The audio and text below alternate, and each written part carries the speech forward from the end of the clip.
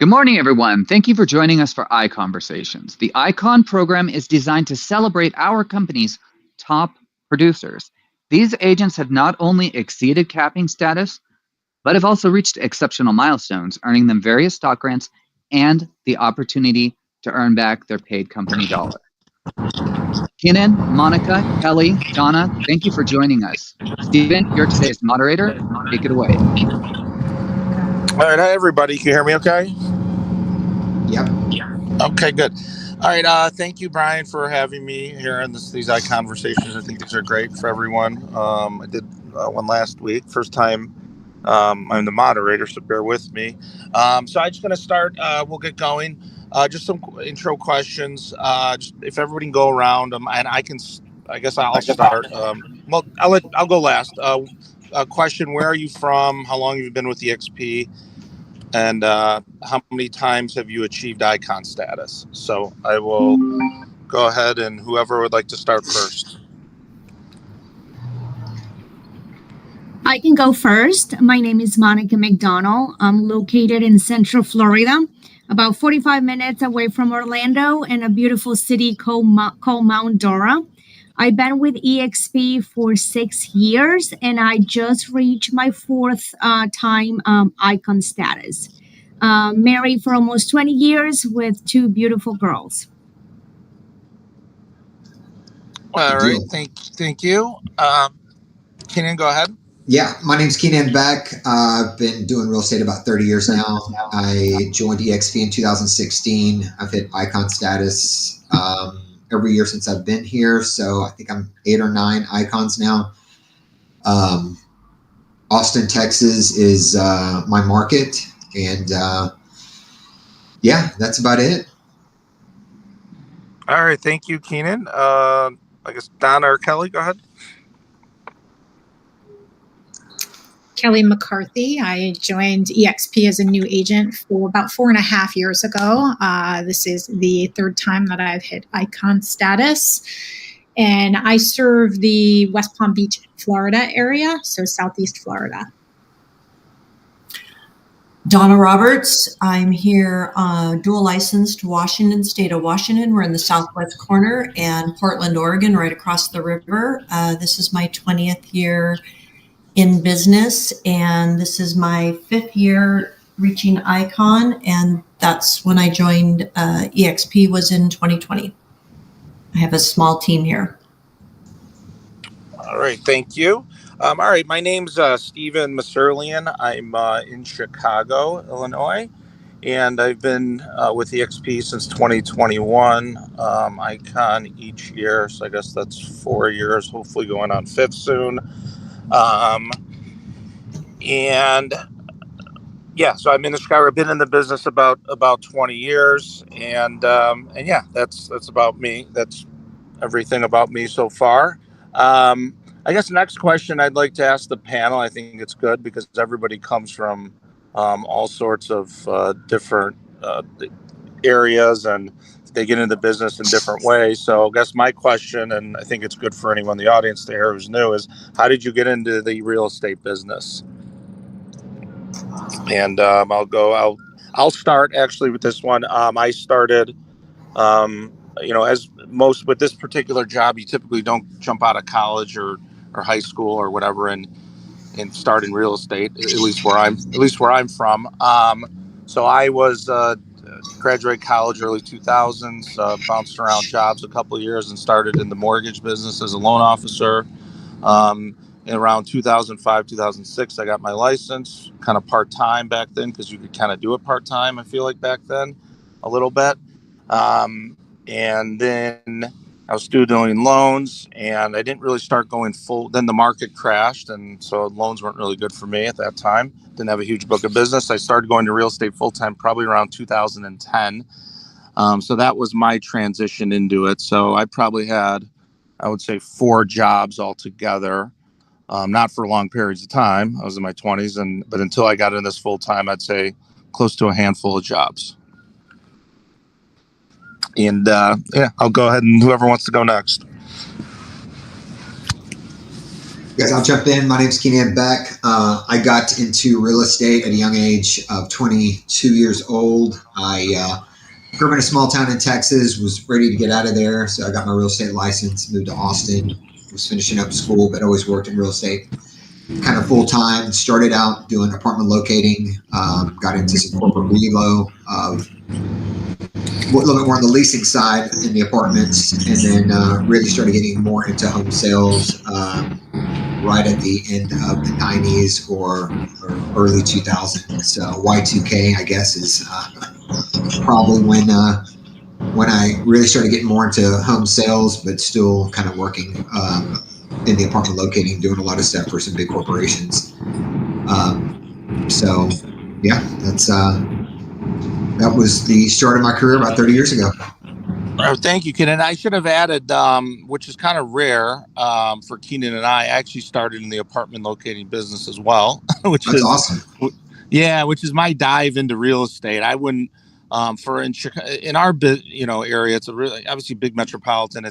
I feel it's a little easier to transition in a way because there's so many people and so many transients, meaning there's so many people moving here for jobs, and I felt like I feel in a way that I had almost an easier way. And a big thing with us where we're in Chicago is a lot of people start getting into the locating business. And it's really really big business out here. In fact, there's a lot of real estate professionals that are literally just full-time leasing agents and doing very well. But that's 100% how I got started. We started actually an apartment locating business with my brother, who's also at EXP, and eventually, of course, that transitions in sales. And that's, if anybody's in a city that has that, not every city has apartment rentals, or they might not pay or anything. I suggest it's a good way to transition, and we built a big book of business that way, and we still do it now. We do a lot of landlord representation. So that's the first panel I've been on, really, where there's someone else that started where I started. So It's interesting. But anyway, yeah, go ahead. I just wanted to add that. No, yeah. I mean, one good rule of thumb is, when I was transitioning into sales, the big plus was they had overbuilt so many different apartments, and the commissions were just crazy. They were just trying to fill them up. They were giving away 2 months free rent, paying, the locators anywhere between 100 and 200% commission. So, you take a client out that didn't want to commit to buying, they wanted to rent, and they would get 2 months free, and you take them out for 4 hours and get them leased, and within 30 days of move-in, typically, you get paid. So it's a much faster transaction, which is kind of nice. And apartment locating is definitely different than home leasing or condo leasing, where you're taking them to several properties, at least in our market, getting applications, grabbing checks, or whatever the scenario is. At least that's the way it was back then. You just show them the property, whichever one they pick. Everything's kind of done with the leasing agent, and you just send in your invoice, and you're pretty set. Yeah, no, absolutely. That's how it is by us too. And you're same exact scenario. It's a lot simpler. I will say that commissions are higher. It doesn't mean it's not work. It's still work. You got to get the clients. You got to qualify them, show them the right places. But yeah, once you're in the door, it's kind of like you're doing a new construction deal, where you bring them to the property, and you're doing as much you can, but sometimes, that new construction, at least where I'm from, sometimes they kind of take over. It's kind of similar in a way. Obviously, like a Pulte Homes by us, sometimes they kind of take over, which is nice, and and obviously you're involved. But yeah, that's how a lot of the leasing goes by us. So we're in the same boat. So we went off. So I let the next person go ahead. Well, I'll tell you, this is Donna. For me, I didn't start that way. I was the person who got into real estate kind of in default after a divorce I didn't know was going to happen in my mid 40s. And I'd always been interested in real estate, and ended up with 2 small kids and trying to figure out, and real estate was I worked for the school district and did real estate part-time for the first year while I got my feet underneath me and figured things out. And then, so I just, as an independent agent, was trying to work many, many hours to try to make it go, whatever I needed to do, listings in both states that I needed to take. And for me, it was about doing both parts, having that other job and making things go on this. And so I was able to do that and leave my job after the first year. I was working for the school district. And I had a background in finance in corporate America. So it was a little scary to go into a commission-based business at that point. But it's worked. Yeah, no, absolutely. That's a good point. Yeah, that's interesting. And I'll just add that too, and I won't keep talking, but I'll just add another 2 cents, kind of similar to where I work with my wife. We're a domestic team here, and she got in the business because she got laid off at her job, and I was doing leasing or doing apartment business. I said, well, why don't you start to try this out? And that's how kind of my wife started. She got laid off the job, and it's worked out for her ever since. So yeah, everybody goes in it different ways. So okay, thank you. I guess Donna, Kelly.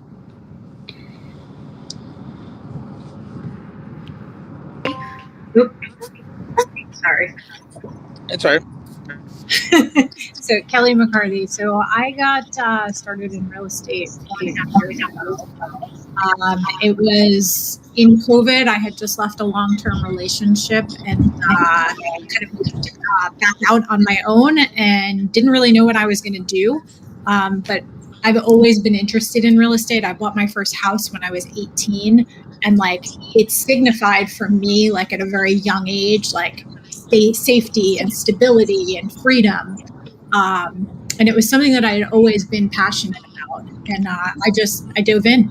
I dove in the middle of COVID, and I really didn't have a safety net. And, I worked really hard to make sure that I could support myself and not fail. Wow, that's great. Well, you've done great for only not that long in. For sure, that's impressive. Thank you. Yep. All right, Donna, go ahead. Yeah, so that was I said. I worked the other job, so I had 2 jobs when I was doing this, and like Kelly just said, I had always been interested in real estate, and same thing when I bought my first house. Gosh, in my 30s, I took a bunch of classes because I wanted to understand the process before I bought. So it was like something that always intrigued me. But stepping out and doing it when times are tough, that is a little challenging. But if you have to have grit and be passionate about it, that's what I believe. Yep, definitely, absolutely. All right. I can go last. Did we get everybody? I think. Oh, go. Oh, I'm sorry. Go ahead. This is Monica McDonald. I started in the apartment industry as well as a leasing consulting many years ago. Then during the crash of the market, I worked for a real estate attorney processing short sales and loan modifications. And then after that, I went into real estate full time when my girls went to school. So I was just looking for the flexibility that I didn't want to go back to corporate. And sure enough, here I am. All right, thank you. So we got 3 of us that did the apartment rental. That's great. Yeah, this is Shem. Oh, hey, Shem. Hi, good morning, everybody. Thank you. Myself, my story, I used to be an appraiser in the state of Minnesota on the 2000, going all the way up. And then I moved to Texas, worked for Fannie Mae as a reviewer for appraiser. Then 4 years ago, I started doing real estate. I joined EXP on 2020 December. And since then, there was an ICON last year, and I just work now 100% since I've got my leverage to do it because I wanted to get in the real estate and probably, go diversify into other states.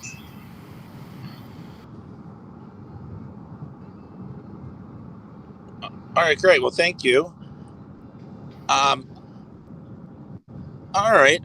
Next question I have for the panel is, what are you seeing in your local market right now that other agents across the country should be paying attention to? Does anybody want to start with that? I'll start. What I'm seeing right now, even though I'm 45 minutes from Orlando, which in Orlando you're still seeing multiple offers scenarios. For us, our area is growing tremendously, and we have so many new build communities. So our resale homes are suffering right now. So what we're trying to do is build strong relationships with builders, with the sales team inside of those communities, in the event that if buyers have a home for sale, hopefully we can get that referral. So there is a good opportunity in that aspect, but for the properties that we have up for sale, anything between 300 and 900, they're staying in the market between 6 to over 12 months. Okay. No, that's good to know. Thank you, Monica. Anybody else want to jump in? I'm happy to jump in. My name is Keenan Beck. Austin market has definitely been pretty sluggish for us. Listings are staying on longer. I've got a few recently in the last week that have gone under contract, and it seems like there's a little bit more movement in the market. I think that's kind of typical for us when we get close to the tail end of the year. December is usually a pretty good month for closings, but listings are staying on. We have a lot of inventory. We do have a lot of new construction kind of going on in the outskirts, and then just the sentiment of buyers. They're here, at least they're not in a rush. They'll just wait for more price reductions, and they're just slow to move unless the property's really priced aggressively. It's not going to move. It's not going to move quickly. So, hoping that more talks on the rates will stimulate our area, but we definitely spiked up quite a bit in our market over COVID, and what I've seen in other kind of declining markets in the past, whether it was Y2K or 08, 09, is the ones that go up, spike up really high, also take the longest for recovery, and that's kind of the state we're in now. Yep. I'll step in. This is Donna. So Pacific Northwest, Portland, Oregon area, Vancouver, Washington. So last week I put 3 listings on, all under $600,000, and all 3 went pending within 5 days. 2 of them with multiple offers. So I've seen a tick up, kind of an uptick, I guess is a better word to say, of activity. A lot of people, a lot of listings wanting to go on right now, and even buyers coming in a little bit. It had been terribly slow the last 2 years. It really has been, but I have seen in the last month, I probably had my biggest month in 2 years, just this last month, of putting things in escrow. So I don't know if it's the end of the year rush, what's going on here, but we definitely have seen things start picking up, which is great. And the homes over, the more luxury, I'm part of the luxury group as well, and the homes over $1 million are taking 4 months or more to sell, instead of, we're not seeing that multiple offer. And just like I think Keenan said, it's become, you have to be more aggressively priced.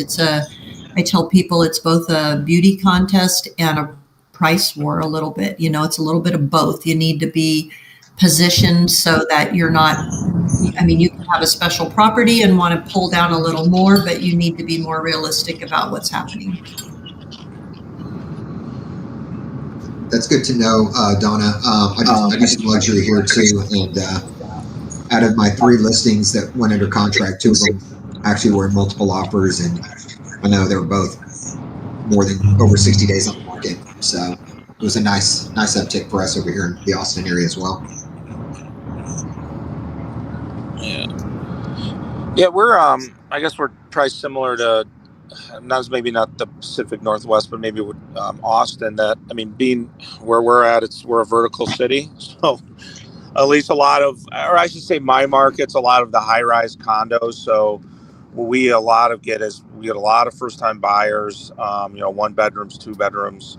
In these big high-rises, that's a lot of our market. So that gets actually tied to leases. So ours is very seasonal, and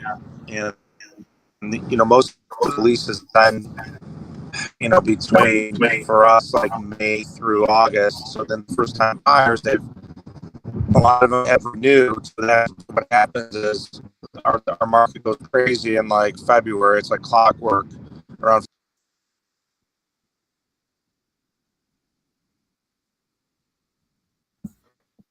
We have listings that went on that I wish our sellers would have came to us earlier, but they didn't.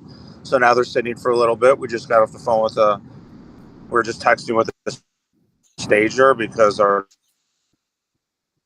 client wants to stage the condo now. I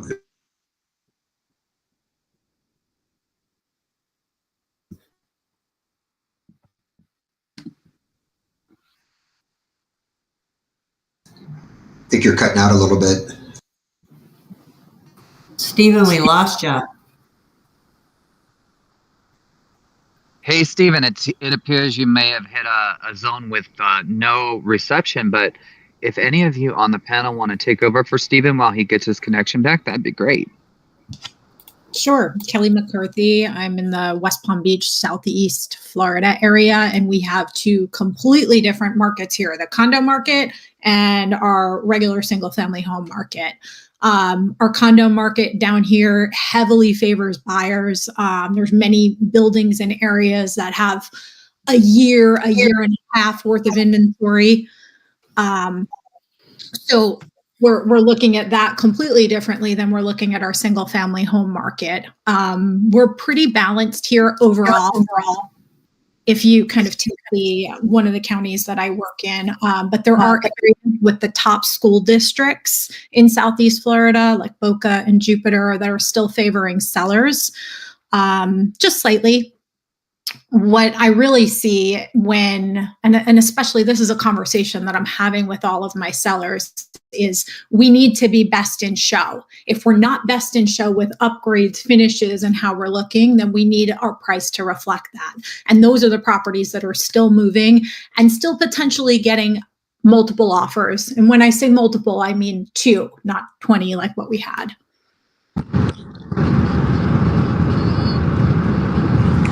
I think Stephen might be back.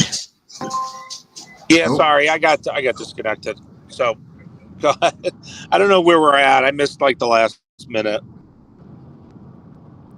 I think we're still going off of the first question. I'm not sure if everybody got a chance to speak. Okay, everybody got a chance. Okay, well I can go on to the next one. All right, so. What else we got here? I think this is a good one. Everybody can hear me okay? Yeah. Okay. When I'll start with this. I said, what's one discipline or habit you stuck to even when results weren't showing up yet, that you now realize made all the difference in your success? I think for us, it's, and I brought this up in the last panel, like anybody that's been in the business long enough, I mean, you're going to get fired. It's just going to happen. You can't let it get to you. You're gonna have listings that don't sell, or for whatever reason, and seller's gonna drop you, or a buyer's gonna drop you because their best friend just got their real estate license, or their cousin's friend, whatever it may be.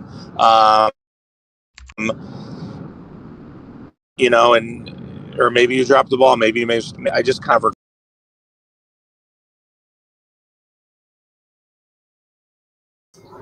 I think we lost him again.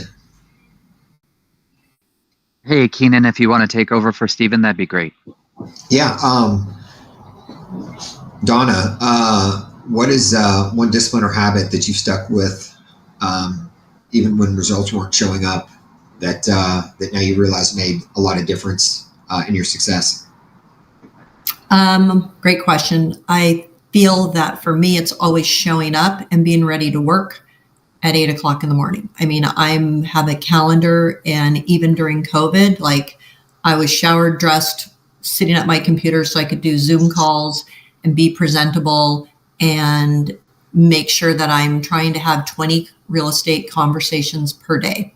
So, that in turn just keep the conversation going, the follow-up, and I think making sure that you're there and putting in the work, because I can only control my actions. I can't control what the client's going to do, what's going to happen with the market. I can't control any of that, but I can only control what I'm doing as far as putting in the work, the conversations, the scheduling that I need to do. So I would say that's probably the biggest thing for me. And I'm accountable that way. I have a small team, but they know that I'm in the office, that I have a franchise office now, and they know that I'm there. They know that I'm in there making calls and that they can connect with me. And we make our morning time, living by our calendar. Our morning time is calls and follow-up and taking care of that. And then after that's done, then it's deal doctoring. And then after that, in the afternoon, it's appointments. So we try to set our inspections, our listing appointments, our consultations in the afternoon, so that we can all work together and collaborate together in the morning, and I can help anybody that needs help and stay consistent in what we're doing. So I would say that's probably the main thing for me. I'm a little more structured than most people, but that's what you need to do. And that's what I need to do, I should say, for my business, to grow my business every year. Yeah, no, I think that's great. I like it. I like the scheduling, being ready to go. Sounds like you guys do a lot of time blocking, and I think that's amazing. Yes, time blocking for sure. And Kelly, I was already on I had to be on another Zoom. I do have a coach, and I was on another Zoom that started 45 minutes. I had to jump out earlier because I was out of the shower on another Zoom earlier, and then stepping over here. So you just have to block that stuff out. Yeah, no, I agree. I'm a big time blocker fan as well. Get it on the schedule, and then you just follow your schedule. Kelly, how about yourself? I mean, it's going to be very similar to what about. I mean, in the beginning, for me, what was most important was having those conversations, 50 two-way real estate conversations a week with new prospects when I was brand new, and building that way. And then setting up systems so that I was always following up with people, no matter what. There was always a task in my CRM to call, to text, to email. Even if I didn't know what I was going to say, I was super consistent about building those relationships in the beginning and continuing to lead generate. Yeah, no, that's amazing, especially at the beginning. It's all about the lead gen. Monica. For me, one of the things that from the very beginning, I was very consistent, and I built my business. Part of my business was built through that, was farming. I picked an area very close to my house because I needed to be close to my daughter's schools, because my husband used to travel a lot. So, and I knew I wanted to be a listing agent. So I transitioned to listings, calling for sale by owners, like from 8:30 a.m. to 2 p.m. I was using Radix to prospect.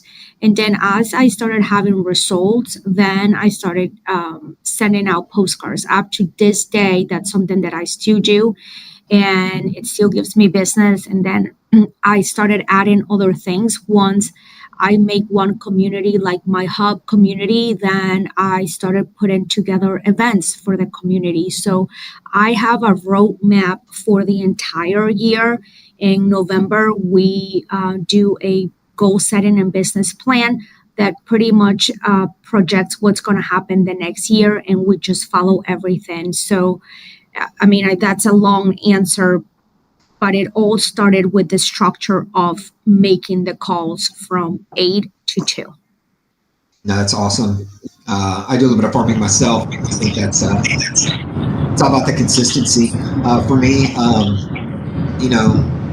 think it's at the beginning, you're kind of all over the map, but I was always into prospecting, just connecting with people, getting more people in my sphere of influence. Majority of my business is built on my sphere, and I've been doing it a really long time. But you always still have to connect with those people so they don't forget about you. It's always painful when you see something on social media where somebody in your sphere bought a property and they didn't use you. So, and that's just because you were not, out of sight, out of mind. But I think, one of the consistent habits is continue to prospect and then putting, processes in place and making sure they're executed. So if you can't execute them because you're busy, then you just outsource to get those things done. And I've got to coach myself, kind of like you do, Donna, where there's some accountability there that really helps us kind of stay on track. Because in any given day, you could have 10 different things hit you at once, and you become the firefighter trying to put things out, and then you forget the most important stuff, which to me it's really all about the lead gen. Without the lead gen, you're not going to get the deals, and you can start riding the real estate roller coaster, if you will. So, well, I'm back. Sorry, I got knocked off again. Sorry about that. No, but I was just saying what I'm really disciplined with farming is what we are. First of them at the beginning, like I just was going through a bunch of items last night and early this morning for our farming that we do really monthly. That's a big bulk of our business, and that's we're really disciplined with. And I try to be disciplined with also just understanding that it is a numbers game. You're not gonna be. I may have said it earlier, but I got knocked off. You're not gonna bat 1,000. You're not gonna get every listing. You're gonna get dropped at times. It's just you gotta kind of roll with the punches. That's how I've kind of stay focused. It's just not let it get to me. It's hard, but and consistently market yourself and everything. So. Did everybody get to? I guess I can go to the next question unless anybody has anything else to add. We have a few minutes left here. I do want to add something because I'm sure everybody here, they're probably just trying to hear something different or a secret sauce. But if you notice, all of us have something in common is that we put in the work, which it may be something overrated to say, but we're making those calls. And sometimes, actually not sometimes, that's what pretty much agents are not wanting to do. So I encourage everybody to just take your phone and go from A to C, or join somebody that is making live calls so you can learn the words that the other person can say. It's no. But this is what made us Icon, being consistent and making those calls. Yeah, I would agree. I'll add to that though. The one thing I do say is like that you don't have to do everything is my whole thing. I'm not big on social media. That's just because I'm kind of naturally shy. I just don't have social media. I mean, I do. We have like an Instagram page for our group, but we like literally post maybe like 3 times. I don't even know. I never use it. And it's good. Obviously, social media works. But you don't have to. I think there's a lot of stuff. There's a lot of noise out there where you have to do this, have to do that. Yeah, obviously, I just say stick to the basics. Go to the phone, text, call. And you don't have to do everything to be. There's just so much out there where people telling you and coaches telling you you're going to fail if you don't do certain things. Like we stick to the basics, really. And it works. It really works. So yeah. I'd like to jump in and add, when you're first starting out in your business, I was doing the Excel spreadsheet and, keeping track of people in my phone. And, we have the opportunity here. I ended up purchasing a CRM that I was using. And now here at EXP, you have the opportunity to use one of 3 different CRMs. And I used to think the old school agents would say that they ran into a client and they didn't remember like their name. And I thought, oh, how lame, geez, Louise, that's your client. You just spent like 2 months walking around with them doing things you could. But I'm going to tell you, after 20 years in the business, you run into somebody someplace, and if you haven't been keeping up with them, or at least it's much easier than the yellow stickies and things in your phone. If you have a system in place where you have your people that you talk to, your prospects, your past clients in, where you can take notes, you're able to invite them to things. And I would say, as part of that time blocking, when you're making those calls, it's so much better if you utilize a CRM and you start taking notes and keep track of what you're doing. Oh, that's a good, very good point. Time, and I will be the first to admit I'm horrible at time blocking. As much as I try, I'm not perfect, but it's an amazing. If you can be, if you can be disciplined with it, it's unbelievable. I'm still haven't mastered it, but yeah. I mean, I'd like to add something in here too, right? The question was discipline and what we did, before, and kept doing before results showed up.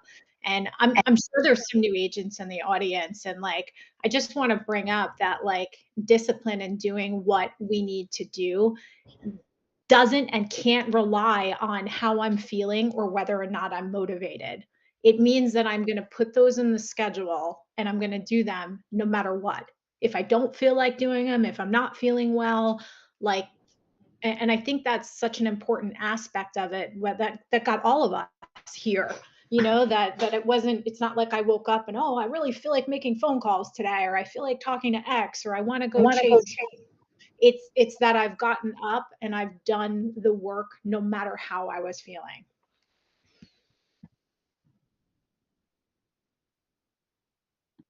Exactly. Non-negotiables. It's kind of that, you guys have heard the expression, eat the frog, but that's why we just do our calls as soon as we come in the morning, and we take care of them all at the same time and do them. I mean, sometimes we'll switch it up and we'll all do them in an afternoon, but it's really like Keenan was talking about, like having that schedule blocked. I've lately started where I'm doing more blogging to work with some of the AI search engines, and I just got my first 2 clients from ChatGPT. So I've been working on what I need to do. But guess what I had to do? I had to block in that I'm going to spend a half hour 3 times a week to get this blog where I needed to be hyper local content, so that I could put that in the large language model so that people could find me. And that I had to block that in, because I will put it off and not do it, or I'll get too busy, and I'm working, but I'll be busy with other things, and you have to make it a priority, those things that move the needle.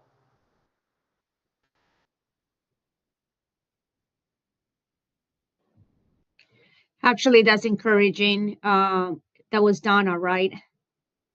Or Kelly? Yes, no, that was Donna. Donna, that's encouraging, because I have that in my to-do list. So I need to do the same thing. Thanks for sharing that. No problem. All right, well, let's go ahead and jump into the next question. Guys, let's start with Donna again. Can you share, let me think. Share a moment in your business where you felt stuck, uninspired, or burnt out, and what did you do to break through that season? That's a great question. I think we, you go through all different periods where there's cycles in real estate and there's cycles in your business. I have built big teams. we've been a flex team, and I've had 11 agents and 4 staff.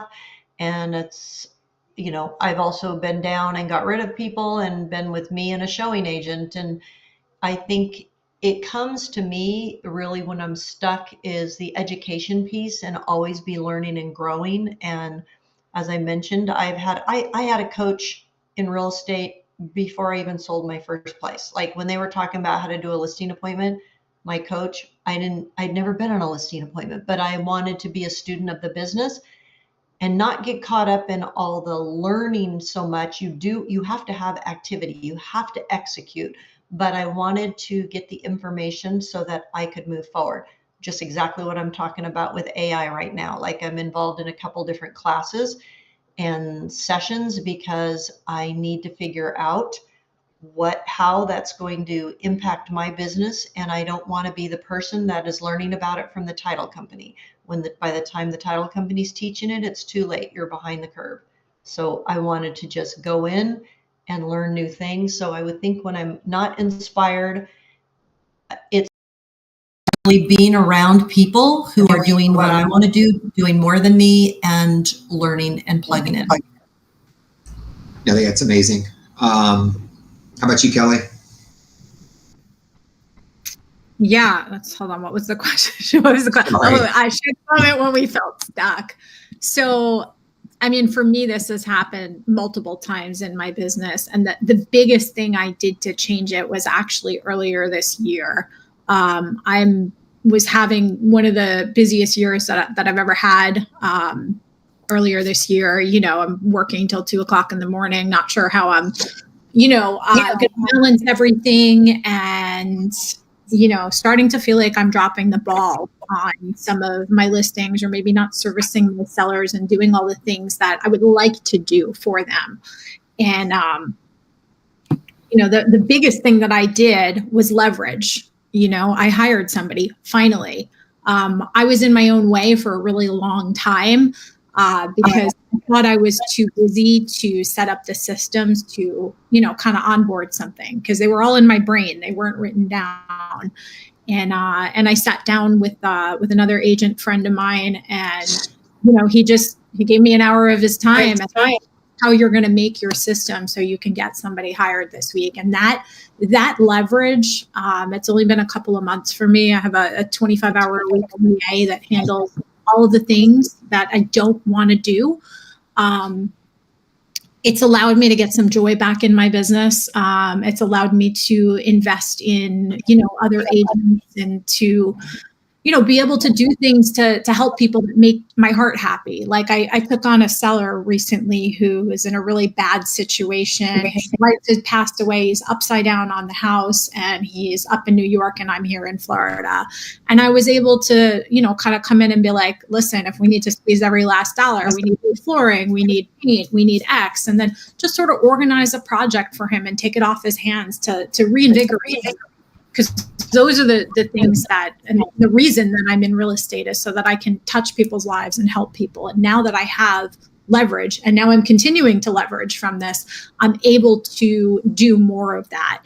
And big for me right now is investing in some of the agents that I have in my downline, being able to pour into them. Because those are the things that, fuel my spirit, not writing emails and, doing some of the back end paperwork marketing stuff that I'm not good at and sucks the life out of me. I got to agree with that. I think leverage is huge, and you just pick the things that you don't enjoy doing and outsource those to people that are better at it, and you focus on what your strengths are. Yeah. How about you, Monica? Allie, that was great. That whole piece about leveraging, for sure. I know whether it's an assistant or having somebody clean your house because their hourly rate is less than yours, and you're better served to be go out and working with clients, like leveraging your time and doing the things that bring you joy. I love that. Yeah, I agree. It's funny. I hired a house cleaner at the same time too. Why do I want to clean my toilets on a Saturday if I've got 2 hours off? No. Agreed on that. You could be doing an open house, getting more clients. Monica, how about you? Honestly, for me, I hit a burnout stage actually about now. I'm getting out of it a little bit. It was great to go to EXPCon and enjoy. And then right after that, we went to the beach.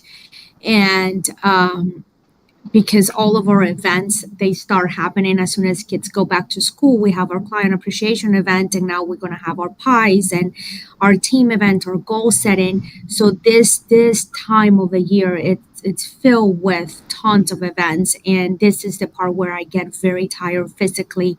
And when Christmas comes around, I feel that I'm no good for my family. So this year I remove one event of all that is the closest to Christmas to kind of like focus on my family. We're gonna go away for Christmas for the first time, and but yeah, this is the time of the year where I kind of like feel a little burnout and tired because of everything that happens at this time. So I'm trying to learn how to protect that and be better at it every year. No, I think that's great. For me personally, I've been doing it a long time, so I've hit burnout multiple times. I think one of the things that kind of helped me get out of that is just to try to figure out a reset. Typically, I don't know about you guys, but for a lot of us, it's typically, somebody lets you go on a listing, a buyer ended up going a different direction, or you've shown them multiple houses and they've just changed their mind and they're no longer going to buy. So you kind of get hit with a lot of different things all at once, and it really kind of pulls you down, where that's what it's the burnout piece. It's like, I'm doing all this work and things just aren't working out. If I can just plan a trip and leave, try to go somewhere where I can get a good reset. Typically every time I go out of town, it seems like, the world just gives me transactions that go under contract. A buyer finds the perfect house. They want to put an offer. A listing gets an offer, or on occasion multiple offers. And, that kind of gives you a reset where it's like, okay, now things are kind of getting back on track. But a good reset to kind of clear your head, I think for me, has been helpful. And I travel a lot. It seems like every time I'm traveling, I make more money when I'm out of town. So that's been a good piece for me. Anybody have anything to add before we jump to the next one? Starting to get kind of close on the time. All right, let's go into this next one, guys. How do you balance the pressures of production with your personal life, family, and mental health? And what boundaries or practices have helped you the most? Let's start again with Donna. I probably don't have as much balance as I should have. For me, I'm my own worst competitor. I always try to beat myself. So it's really making sure that it's scheduled, but making sure that I have the time or a vacation, like Keenan said. Like, I actually went to Europe with some of my upline to Italy last month, and I made sure that I did that. And I didn't think I could be able to do that. So I think I just have to make sure, for balance wise, that what's good is it going to do to have all this money in the bank and die of a heart attack, right? So we know this business can be stressful, but I thrive it. I'm passionate about it. So I just want to make sure that I'm putting some time to do some things, to see some places, but also, like I said, I'm in competition with myself, not with anybody else. So that's kind of how I structure it. Okay. I think that's all solid things. How about you, Kelly? So one of the things that I do is I travel a lot. I have a tattoo on my wrist that has a little plane on it. And every time I'm completely stressed and, not sure that I'm going to make it through the day, I look down and I start planning my next trip. So I always have something on the calendar to look forward to. I think that's really, really important for me, because I know that, like, if I push through X, I know that I'm going to have a break on this date. So it allows me to buckle down when I need to buckle down, to know that I have something to look forward to. And I mean, more recently, I've really started to set boundaries with clients. As I'm at a listing appointment or I'm doing a buyer consultation, I'm not available after X time. And then my phone goes on Do Not Disturb. And, I used to say it and then I would answer at midnight. And I've stopped answering. Nothing, unless I'm in the middle of a negotiation. And then, of course, that's something I'm doing. Nothing is that much of an emergency that I have to answer, if there were. So that boundary has kind of allowed me to breathe a little bit. I think I've realized that the world is not going to end in my business if I don't answer somebody in 5 minutes when it's, after 8 at night. Yeah, I can agree with that. I mean, look, for a lot of you guys out there, I think one thing I tell people is, you get into real estate, you want to set your own hours, etc. And that's right. I look at it and I tell new agents, yeah, you get to work half days. Mine are 8 to 8. So that's what a half day looks like. It's 12 hours. And if anything, if I get something, early in the morning prior to 8, I can always wait till 8 to answer. And if it's after 8, in our industry, there's not a whole lot you can do. I mean, unless it's some key negotiation that your time is of the essence, it can really wait till the next day, and you start answering things, 10 o'clock, 11 o'clock at night. You're actually training your clients to take advantage of you and take away your time, which to me is something that should be a little bit more sacred. And if they can't get it within the 12 hours I allot, then they can honestly just wait till the following day. Yeah. Monica, how about you? Setting up those boundaries definitely was something that I had to learn very, very early on, because honestly, I was working until 2 a.m. That was before I had a TC, before I had an assistant. But now I put in my calendar my non-negotiables, like Wednesdays I have dinner with my parents. When my daughters have games, I have in my answering machine that if you call on Sunday, that I'll return your call on Monday. That's the day that we go to church. Not to say that if somebody calls and I have to return a call, I do it. But now I can say that I spend most of my Sundays. I put that in my goals for the past 3 years to respect my Sundays. Also, our family time, our vacation time, it's in our goals, and we set the dates, we set the months, so we can be accountable for what we said that we were going to do. Otherwise, the year will go by and we will be just working and not taking time off. So those things have really, really helped me to really keep a little bit of balance and yeah. I think that's solid. I like it. Balance and boundaries are huge. I think we got time for maybe one more. I'm going to jump down to this one. If you could go back to your first year you hit Icon, what's one thing you would do differently, or one piece of advice you'd give yourself today? Donna. Probably,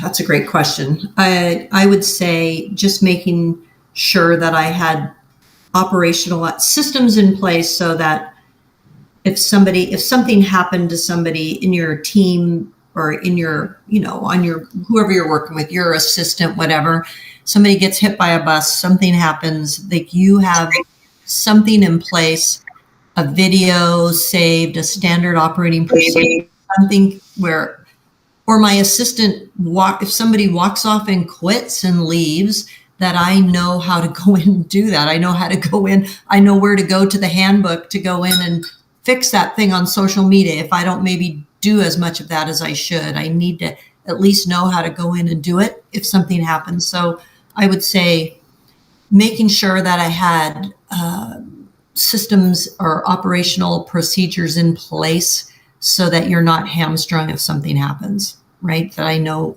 how my business can continue. People get sick,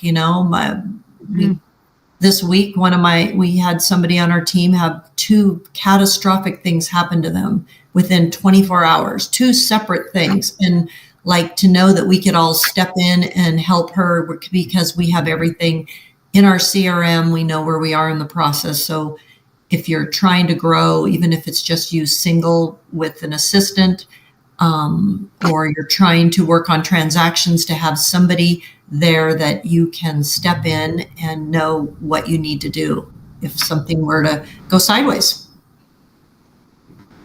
Yeah, no, I think that's really solid. My TC, she's virtual and she was out sick, and we put a few under contract, so I was having to step in and get those things knocked out. I've got a team also, a small team, and when one of their transactions hit, then and my TC's out, then I'm the one having to obviously deal with it. So knowing what to do, when to do it is always good. So a good SOP for a lot of your processes, I think, is really, really wise. How about you, Kelly? I think for me, like the one piece of advice that I would give myself, like if I think back, this is 3 years ago when I first hit Icon, was to just sit back and take a breath and kind of relish in, some of the accomplishments that I did in a short period of time. I think real estate for me has challenged me most personally. I think that this has been, really a personal growth journey, right? Like I know even when I first hit Icon, I was only a couple of years in the business. I felt a lot like a fraud, even that first year, like I didn't deserve, what I had done or that I didn't know enough.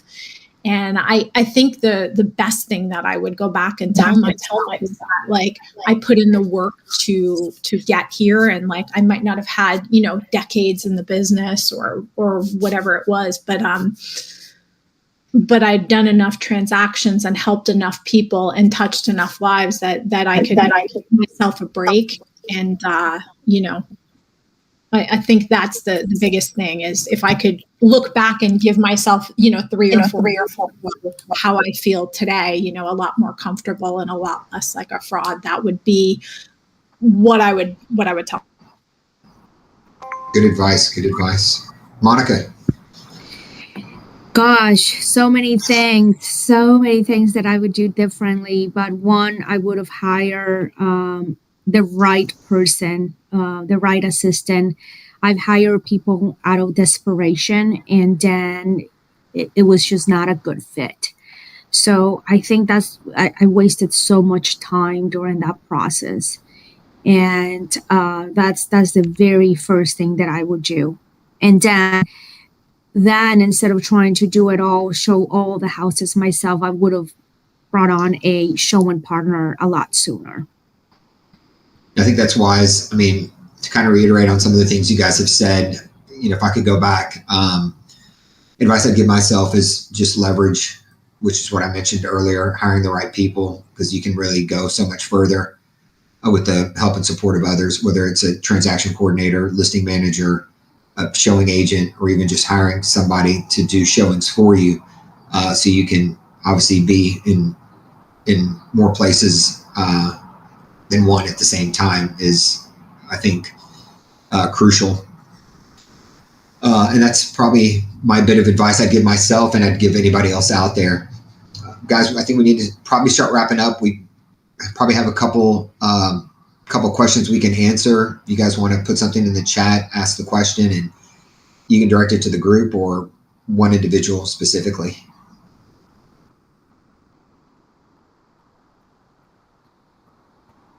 And then on the panel, does anybody have anything else they'd like to add?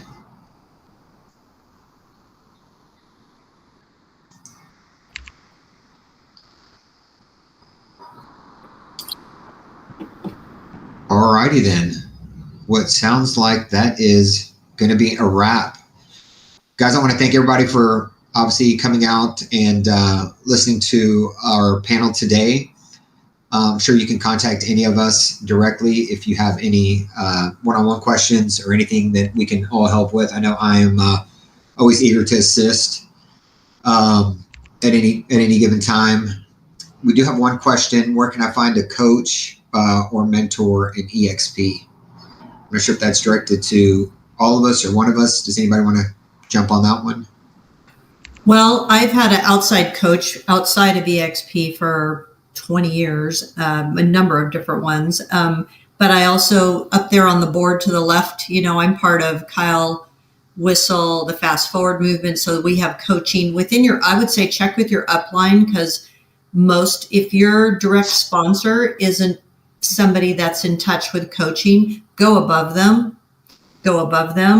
Because the people that are building businesses for themselves or families, I think most people have some sort of mentor or coach in this organization, and EXP has some good ones, but probably work within, I mean, our coaches in our upline, you know, I don't pay for that coaching because everybody's financially incentivized to help each other grow. So I'm able to just get on calls with people as I need them, or we do have scheduled masterminds and calls. So I would say check your upline.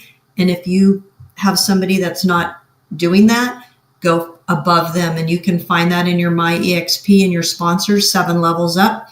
Go up till you find somebody that's involved in coaching and find out who you need to be plugged into, or plug into them directly. They'll let you.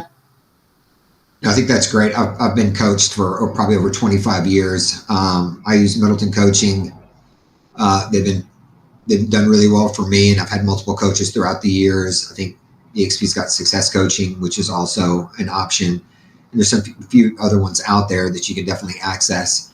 Don't I like that you can go kind of through your upline and see they're definitely incentivized, and you can find somebody that's already in a position or in a place where you're trying to get to and kind of pick their brain from a mentee or mentor standpoint on just some good tips that you can do, and or what, you know, what things that they feel could help, you know, when they've been in the position that you're at to get to that next level, and help you kind of break out of whatever position you're in to get to, you know, just to basically level up. I mean, I'd like to add, we have FastCap here too. I mean, that is I kind of sat through it with one of my agents, and it's one of the best ways to get started. It's all about accountability, number of conversations, preparing CMAs. So plug into FastCap. That's cool. Monica, anything to add?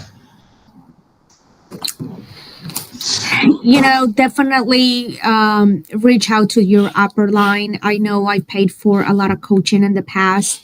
This year we paid for coaching privately outside of EXP. And honestly, my husband and I, we always talk about this. Sometimes we go to conferences and we get distracted by the shiny objects, and then we sign up for some type of coaching. And really, if you look up at your upline, there's always somebody there who's going to be able to help you. So if you're looking for coaching just to try to structure your business, the one that truly helped me out of all, it was, oh my gosh, I just lost the name of it. They coach mortgage companies too. It's just for mortgage and real estate. Goodness sakes, I can't remember the name. It was many years ago. But anyways, but other than that, yeah, relied on your upper line.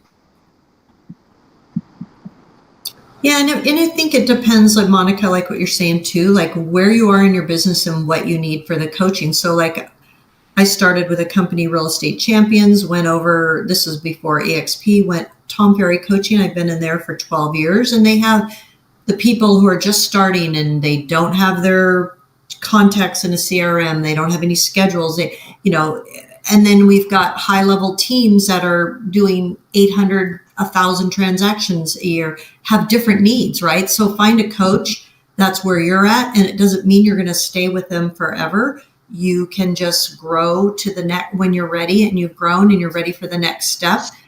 You know, that's when you go to move to the next one. I remember the name is Core Coaching. They're pretty similar to Tom Ferry, and they will walk you through like having a pay log, having a profit and loss for your business. Like they truly help you set up those basics that up to this day, my husband and I follow, including having a business plan and how to hire and fire people. So out of all the ones that I've been a part of, that one has been the one that we truly got something out of it and helped us. What was that name again? You said Core Coaching? Yes. Okay. And they only focus on real estate professionals and mortgage companies. Yeah, no, I think that's pretty solid. I think if you can get a coach that's real estate related that can help you get to where you're getting, I think that's a really good way to go. They'll have a roadmap for you to try to get you there. It's going to get you there a lot quicker. Mm-hmm. And then once you've outgrown that coach, you go on to the next one, and they shouldn't have an issue with it. A lot of coaches, their time frame is usually maybe 1 to 2 years, maybe 3 max, and then you've outgrown them and you've got to go to the next one. Somebody asked if Tom Ferry one was legitimate. I haven't used them, but I've definitely have had agents on my team that have used them, and they've been good. I think Brian Buffini has some coaching. They're pretty much real estate related. And there's a lot of different coaching companies out there. I think getting somebody that that's a referral where they've had success with them is definitely helpful. And then obviously listen to what your coach is telling you and follow what they say. It's easy to get distracted, and they're there to hold you accountable and get you to that next level that you're trying to achieve. And I think that's probably about a wrap, guys. Thank you all for attending. Again, if there's anything that I can do for any of you guys, or if you have anybody looking to relocate to the Austin area, feel free to give me a call. I would love to assist, or at least put them in the right direction or answer some questions. Thanks, everyone. I'd love to help anyone who needs help. Keenan, I send you a Facebook friend request. Already added you. Awesome. Yeah, the referrals, you guys get to know each other. Perfect. Thanks All right, guys. so much, Stephen, for facilitating also. Yeah, thank everybody so much.